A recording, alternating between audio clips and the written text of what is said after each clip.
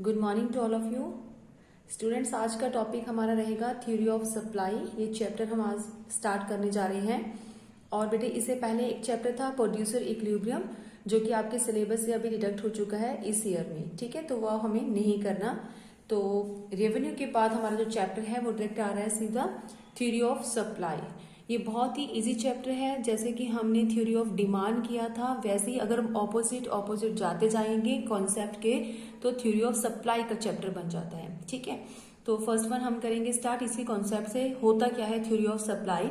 So supply means the quantity of a commodity that firms are able and willing to offer for sale in the market in a given period of time and at a given prices. It means कि supply क्या है?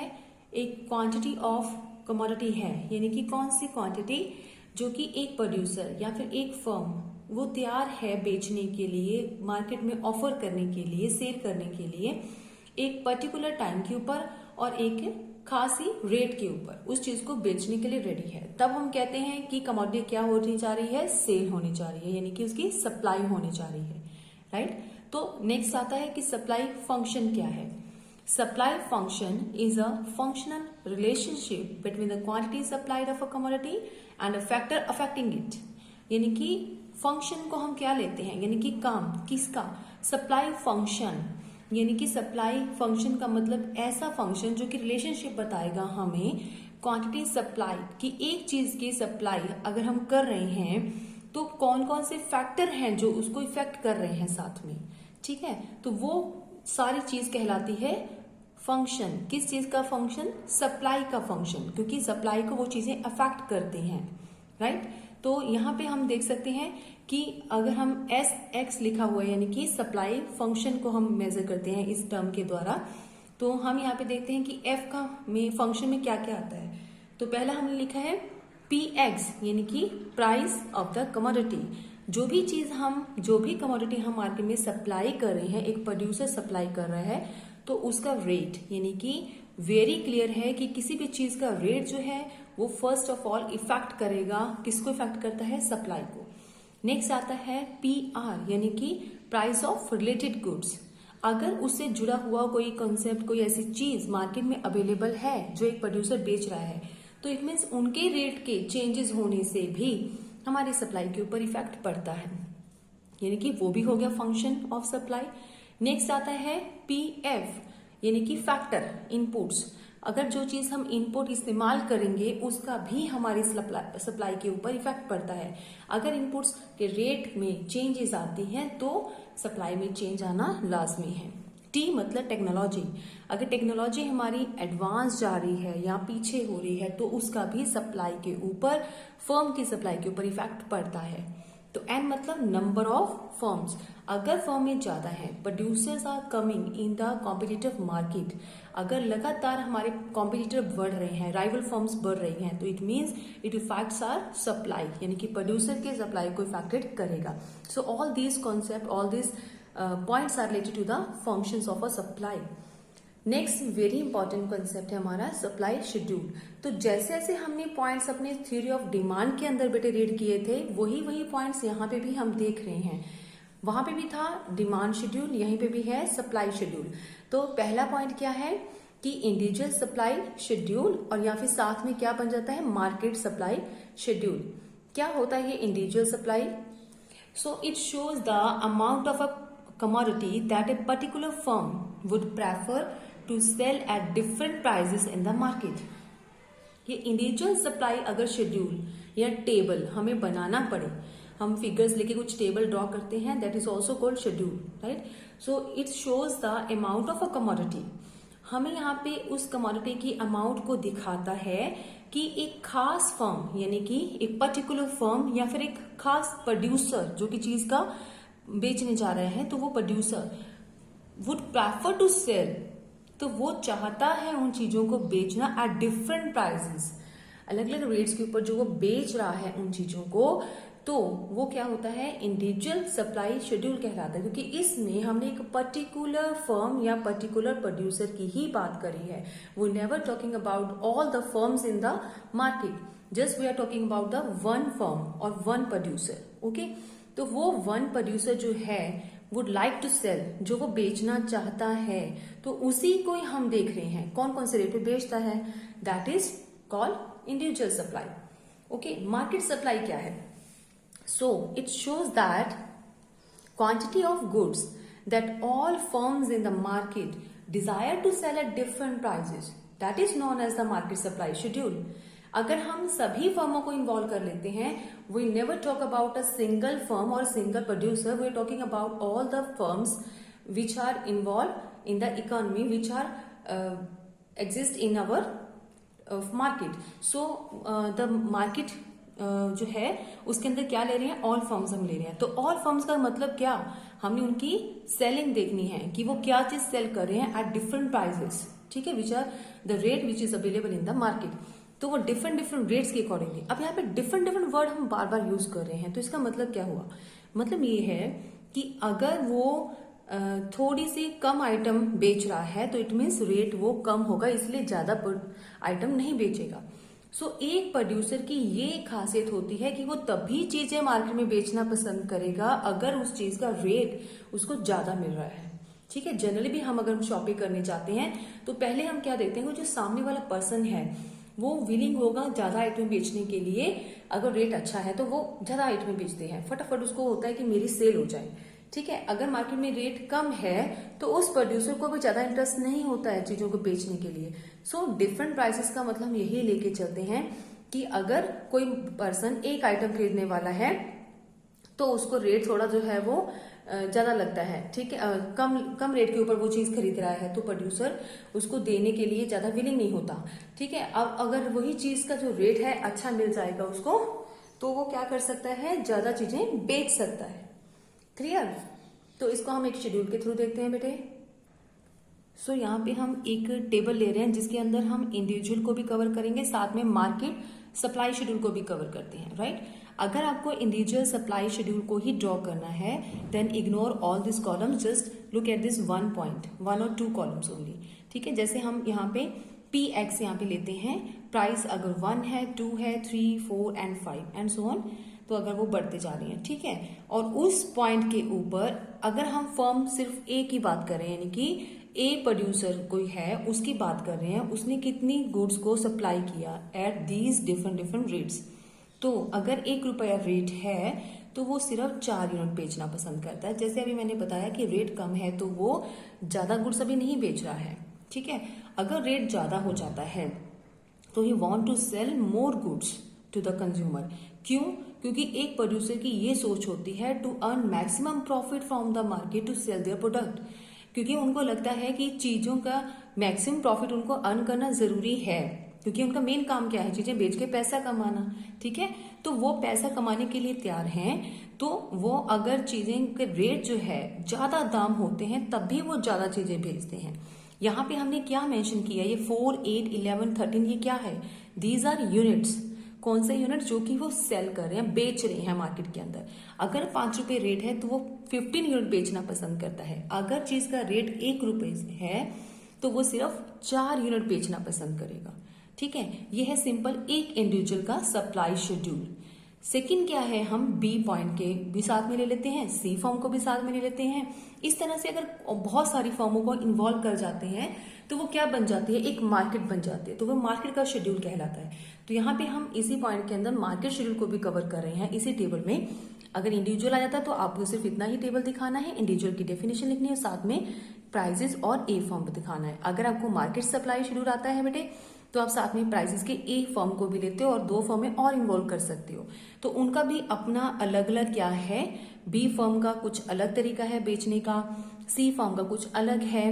तो उनकी जो है ₹1 है तो वो 2 आइटम बेचना पसंद करते हैं बी फर्म। अगर उसी सेम रेट के ऊपर हम सी फर्म की बात करें तो वो 3 यूनिट बेचना पसंद करते हैं। अगर रेट ₹5 हो जाए, चीज का रेट ₹5 हो जाता है अगर इनकेस मार्केट के अंदर, तो वो जो बी फर्म है वो 10 यूनिट बेचते हैं और सी फर्म कितना बेचते हैं, 11।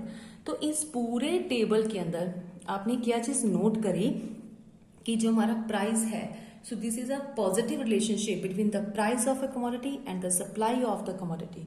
कि जब भी हम पॉजिटिव रिलेशन लुक देखते हैं, ये चीज बढ़ती है, साथ में क्या होता है, प्रोड्यूसर की सोच बढ़ती है किस चीज के लिए, टू सेल मोर, ज्यादा चीजें बेचने के लिए, तो वो ज्यादा चीजें बेचता है। ठीक है, इट मीन्स दोनों के बीच में रिलेशन कैसा हुआ, पॉजिटिव। ठीक है, तो सेम बी फर्म की तरफ हम देखें या सी की तरफ देखें, सो प्राइस का उनके यूनिट्स के साथ, बेचने वाले यूनिट के साथ कैसा रिलेशन है, पॉजिटिव रिलेशन है।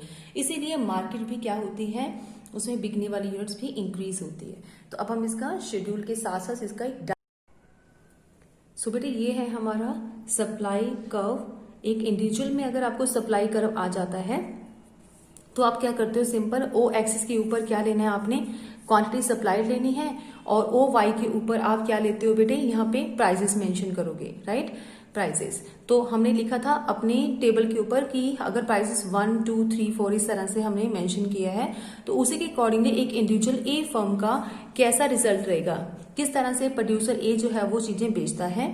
तो 1 रुपए के ऊपर वो कितने आइटम बेच रहा था, 4, उसके बाद 8, उसके बाद यहाँ पे 11, फिर 13 और उसके बाद 15। ठीक है, यहाँ पे हम लेते हैं 15 यूनिट तक। इट मीन्स क्या हो गया कि ये जो है अपवर्ड स्लोपिंग जा रहा है हमारा सप्लाई, जिसको हम एस के साथ लिख सकते हैं। ठीक है, सप्लाई कर्व क्या हो रहा है, अपवर्ड। तो ये अपवर्ड क्यों जा रहा है, क्योंकि प्राइस का और सप्लाई का दोनों की रिलेशन जो है वो कैसा है, एक पॉजिटिव रिलेशन है।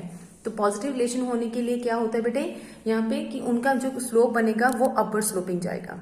ठीक है, इसी तरह से अगर हम बी फर्म और सी फर्म का भी अगर ड्रॉ करते हैं तो उसी तरह से मैंने यहाँ पे डॉटेड लगा रखे हैं। क्वांटिटी सप्लाइड मैंने मेंशन किया है, प्राइसेस सबने सेम लिया है मैंने, चाहे वो बी है चाहे सी है, क्योंकि 1, 2, 3, 4, 5 हम ले रहे हैं, ये सब डिफरेंट डिफरेंट फर्म्स हैं। तो हर एक फर्म का एक अलग होता है यूनिट जो बेचने का जो है अपने तरीके से वो सेल करता है। बी जो है वो सिर्फ 2 यूनिट बेचता है, अगर 1 रुपीज उसका रेट है चीज का, ठीक है। उसके बाद वो 5 यूनिट बेचेगा, फिर रेट बढ़ने पे 7 बेचता है, उसके बाद 9 और उसके बाद 10।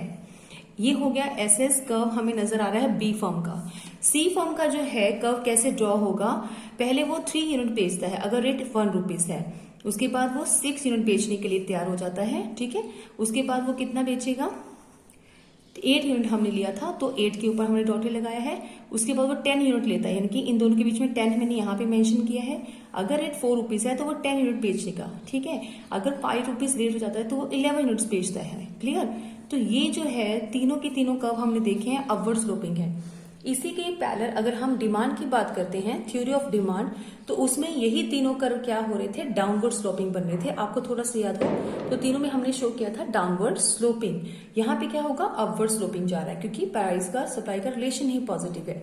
इन तीनों को ही ज्वाइन करके क्या बन जाती है हमारे पास मार्केट, या फिर हम ये कह सकते हैं कि 3 फर्म्स हैं और 3 फर्मों से क्या बनती है, एक इंडस्ट्री जो है वो तैयार हो जाती है।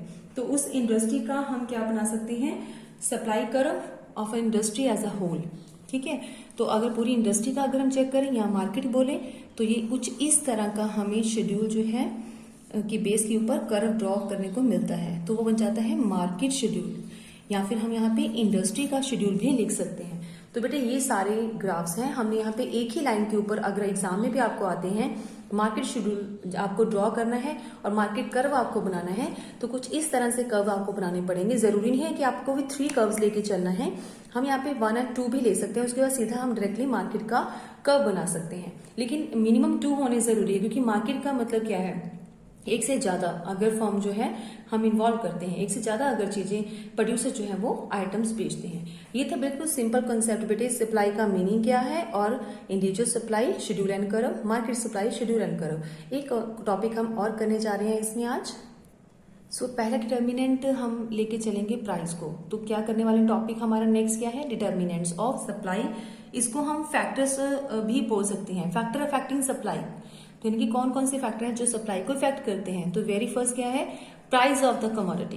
तो हमें पता है कि जो प्राइस है किसी भी कमोडिटी को जो एक प्रोड्यूसर बेच रहा है, तो उस प्राइस का बहुत ज्यादा इफेक्ट पड़ता है सेल के ऊपर, क्योंकि हमें पता है कि उन दोनों के बीच में रिलेशन कैसा है, पॉजिटिव। प्राइस बढ़ती है तो सप्लाई बढ़ती है, प्राइस कम होती है तो सप्लाई भी कम होती है। प्रोड्यूसर कम रेट के ऊपर सप्लाई ज्यादा करता ही नहीं है, यानी कि स्टॉक ज्यादा बेचते ही नहीं है। So there is a direct relationship between the price of a commodity and a supply of a commodity. Producer offers more quantity. Producer offer more quantity at high prices and less quantity as less prices. Okay. So next point है price of related goods. So second point है बेटे price of related goods. So related goods के price का भी हमारी supply के ऊपर effect पड़ता है। ओके, सो किस तरह का इफेक्ट पड़ता है रिलेटेड गुड्स का प्राइस के ऊपर, रिलेटेड गुड्स की प्राइस का हमारी सप्लाई के ऊपर कैसे इफेक्ट पड़ता है।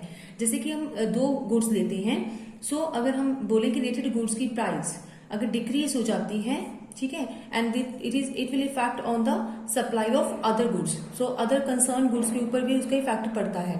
सो कैसे, जैसे कि हम ले लेते हैं चाय का कॉफी के साथ कनेक्शन है, ठीक है, और अगर हम यहाँ पे मान लेते हैं कि हम चाय का डायग्राम बना रहे हैं, चाय का ही प्रोड्यूसर है हमारा, तो लेकिन उसने साथ जो है उसकी रिलेटेड गुड्स क्या है, कॉफी, तो कॉफी के रेट्स जो है अगर बढ़ जाते हैं, कॉफी के रेट्स बढ़ जाते हैं, तो हमारा जो प्रोड्यूसर चाय वाला है तो क्या वो ज्यादा उसके ऊपर इफेक्ट पड़ेगा सप्लाई के ऊपर, यस, तो वो भी क्या करेगा, अब जो एग्जिस्टिंग रेट है, पुराने वाले रेट हैं, तो उस एग्जिस्टिंग रेट के ऊपर वो भी अपनी चाय को जो है सेल नहीं करेगा, चाय को थोड़ा सा कम कर देगा, उसकी यूनिट्स को बेचना, सेल करना कम कर देगा। क्यों? क्योंकि उसको भी फायदा नहीं हो रहा है, क्योंकि सामने वाले जो कॉफी का प्रोड्यूसर है उसने रेट बढ़ा दिए हैं, रेट बढ़ा दिए हैं, तो वो ज्यादा कस्टमर अपनी तरफ खींच रहा है। कैसे, हम यहाँ पे कस्टमर के पॉइंट ऑफ व्यू नहीं देखता कि कस्टमर क्यों जाएंगे रेट बढ़ने पे, हमने देखना है कि प्रोड्यूसर अगर ज्यादा रेट बढ़ाता है तो वो ज्यादा मार्जिन कमाएगा, क्योंकि जैसे ही रेट बढ़ा सप्लाई उतनी ज्यादा बढ़ाने की कोशिश करेगा हमारा प्रोड्यूसर, जो कॉम्पिटिटर है हमारा कॉफी वाला है।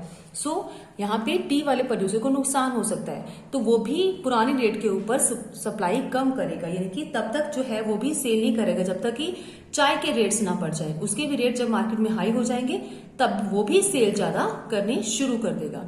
क्लियर? नेक्स्ट आता है price of factor of production.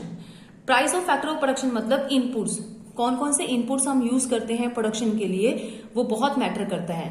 हमने लास्ट जो टॉपिक्स किए हैं प्रोडक्शन फंक्शन, उसके अंदर हमने बहुत डीपली किया है, लेबर को यूज करना पड़ता है, कैपिटल, लैंड, एंटरप्रेन्योर्स, राइट, तो इस तरह के इनपुट्स यूज किए जाते हैं प्रोडक्शन करने के लिए। अगर यहाँ पे इनपुट्स की कॉस्ट जो है मार्केट में कम हो जाती है तो वो ज्यादा इनपुट्स को यूज कर सकता है ना प्रोड्यूसर, तो वो सप्लाई भी ज्यादा करेगा। अगर यहाँ पे इनपुट्स के रेट बढ़ जाएंगे तो उनको लेबर भी महंगी पड़ेगी, कैपिटल के ऊपर इंटरेस्ट भी ज्यादा लगता है, लोन ज्यादा लेना पड़ता है, तो बैंक को लोन के बदले में जो इंटरेस्ट पे करना है वो ज्यादा पे करना पड़ रहा है, यानी कि कीमत बढ़ गई है हमारे इनपुट को यूज करने की। अगर इनपुट की प्राइसेस बढ़ जाती हैं तो सप्लाई क्या होगा, थोड़ी सी कम हो जाएगी, प्रोड्यूसर्स अपनी प्रोडक्शन में थोड़ा सा गिरावट लेके आते हैं, राइट, ये इफेक्ट पड़ता है सप्लाई के ऊपर। टेक्नोलॉजी का भी इफेक्ट पड़ता है। कैसे इफेक्ट पड़ता है? Improvement in the techniques of production reduce the cost of production. अगर अच्छी टेक्नोलॉजी होगी तो डेफिनेटली कॉस्ट जो पड़ती है हमें इनपुट्स की, कॉस्ट ऑफ प्रोडक्शन जो है वो कम हो जाती है, राइट, अगर टेक्नोलॉजी अच्छी है तो, बढ़िया है तो। सो इसे रिजल्ट में क्या होगा कि more of goods supplied by the producer. तो अगर कॉस्ट ऑफ प्रोडक्शन कम पड़ता है तो सप्लायर को लगेगा कि अच्छी बात है कि हमें खर्चा कम पड़ रहा है, तो सप्लायर जो है वो ज्यादा सप्लाई यानी कि ज्यादा प्रोडक्शन करने के लिए क्या हो जाएगा, तैयार हो जाएगा।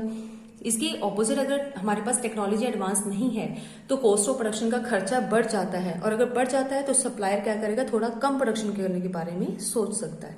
तो ये डिटर्मिनेंट हुआ, ठीक है। नेक्स्ट आता है number of firm in the industry. So number of firms क्या है, जितनी ज्यादा मार्केट के अंदर फर्म्स आ रही हैं उसका भी क्या इफेक्ट पड़ता है सप्लाई के ऊपर, पॉजिटिव। अगर नंबर ऑफ फर्म्स हमारी बढ़ रही हैं, प्लस हो रही हैं, तो ज्यादा प्रोडक्शन होने की गुंजाइश होती है। उतनी ही फर्म में, पहले एक फर्म थी तो प्रोडक्शन 10 यूनिट हो रहा था, लेकिन अभी 2 फर्में और आ चुकी हैं, वो भी 10 और 10 यूनिट और प्रोड्यूस कर रहे हैं, यानी कि प्रोडक्शन क्या होगा, ज्यादा। तो इट मीन सब मिलके क्या करेंगे, सप्लाई ज्यादा। अगर हमारी नंबर ऑफ फर्म्स है कम है, कुछ मार्केट में से छोड़ के चली गई हैं, फर्में बंद हो गई हैं, कम हो गई हैं फर्म्स, तो इसका नेगेटिव इंपैक्ट पड़ता है, प्रोडक्शन भी कम होगी और सप्लाई भी कम होती है फिर, राइट। तो नेक्स्ट आता है बिजनेस एक्सपेक्टेशंस। बिजनेस एक्सपेक्टेशन के अंदर क्या है बेटे, सो बेटे 2 तरह से बिजनेस की एक्सपेक्टेशंस होती हैं। अगर एक प्रोड्यूसर्स को ये लगता है कि मार्केट के अंदर जो है आने वाले टाइम के अंदर डिमांड बढ़ सकती है, ठीक है, उसको बोलते हैं बुलिश एक्सपेक्टेशंस। अगर उसकी एक्सपेक्टेशंस जो है वो ज्यादा है, ज्यादा एक्सपेक्ट करता है इकोनॉमी से में, मार्केट में से, कि आने वाले टाइम के अंदर उसको होप है कि हाई डिमांड हो जाएगी। डिमांड क्या हो जाएगी, हाई, कौन सी चीज की, जो वो चीज मार्केट में बेचना चाहता है, राइट। तब वो क्या करेगा, अभी से रेडी हो जाएगा, तो वो राइज इन सप्लाई करेगा, यानी कि सप्लाई को बढ़ाएगा। क्योंकि उसको पता है आने वाले टाइम में उसकी डिमांड बढ़ने वाली है। अगर उसको ये एक्सपेक्टेशन है अपने गुड्स के लिए आने वाले टाइम में कि ये वेरिश हो जाएगा, यानी कि कम हो जाएगी इसकी डिमांड, तो वेरिश में हम कहते हैं लो डिमांड, तो फिर वो क्यों एक्स्ट्रा चीजें बना के रखेगा, तो वो सप्लाई क्या करेगा, कम कर देगा। These are the expectation assumed by the producer, ठीक है, फ्रॉम द फ्यूचर। आगे आता है गवर्नमेंट पॉलिसी। तो गवर्नमेंट की पॉलिसीज का भी इफेक्ट पड़ता है बेटे, टैक्सेशन पॉलिसी, सब्सिडी की पॉलिसी। अगर गवर्नमेंट जो है किसी चीजों के लिए अगर हम बनाते हैं मार्केट के अंदर, तो उस कमोडिटी के ऊपर इम्पैक्ट पड़ता है टैक्स का। अगर गवर्नमेंट टैक्सेस बढ़ा देती है तो एक प्रोड्यूसर्स को चीजों को प्रोड्यूस करना बड़ा कॉस्टली पड़ता है, तो वो क्या करेगा, प्रोड्यूसर थोड़ा सा कम प्रोड्यूस करेंगे और सप्लाई कम करेंगे। अगर उनको टैक्स की जगह पे सब्सिडीज मिल जाती हैं, उनको कुछ रियायत मिल जाती है, तो उस सब्सिडीज के फायदे के तौर पे वो क्या करते हैं, सब्सिडीज अगर ज्यादा मिलती है तो प्रोड्यूसर्स को बेनिफिट होता है, कम खर्चा लगेगा, उनको बेनिफिट हो गया। इलेक्ट्रिसिटी में उनको सब्सिडी मिल गई, ठीक है, जब वो मशीन इलेक्ट्रिसिटी पे चलती हैं तो उनको कम खर्चा आता है। वाटर सप्लाई की उनको सब्सिडीज मिल गई, या कुछ और अदर चीजों की गैस फैसिलिटी है, तो गैस अगर हमें चाहिए अपने उसके अंदर एलपीजी गैस चाहिए अगर फैक्ट्री के अंदर, तो उसकी अगर हमें सब्सिडीज प्रोवाइड हो जाती है गवर्नमेंट की तरफ से, तो किसी भी वे से अगर गवर्नमेंट हमें क्या है कुछ रियायत देता है, ठीक है, तो उससे प्रोड्यूसर के ऊपर यही फैक्ट पड़ता है कि प्रोड्यूसर को चीजें सस्ती मिल रही हैं काम करने के लिए, तो वो कॉस्टली नहीं है, राइट, तो वो ज्यादा चीजों की सप्लाई कर सकता है। तो सब्सिडी मिलने पर सप्लाई बढ़ती है, लेकिन टैक्स बढ़ने पर सप्लाई कम होती है। तो बेटे ये सारे कुछ ऐसे कंपोनेंट्स हैं जो कि सप्लाई को धीरे धीरे इफेक्ट करते हैं। नंबर फर्स्ट से लेके अभी तक हमने 7 पॉइंट रीड किए बेटे, ये सारे क्या हैं, डिटर्मिनेंट्स ऑफ सप्लाई हैं। बेटे आज का टॉपिक हम यहीं पे खत्म करते हैं। आई होप आपको क्लियर हो गया होंगे सारे कंसेप्ट। नेक्स्ट वाला हम नेक्स्ट वीडियो में करेंगे।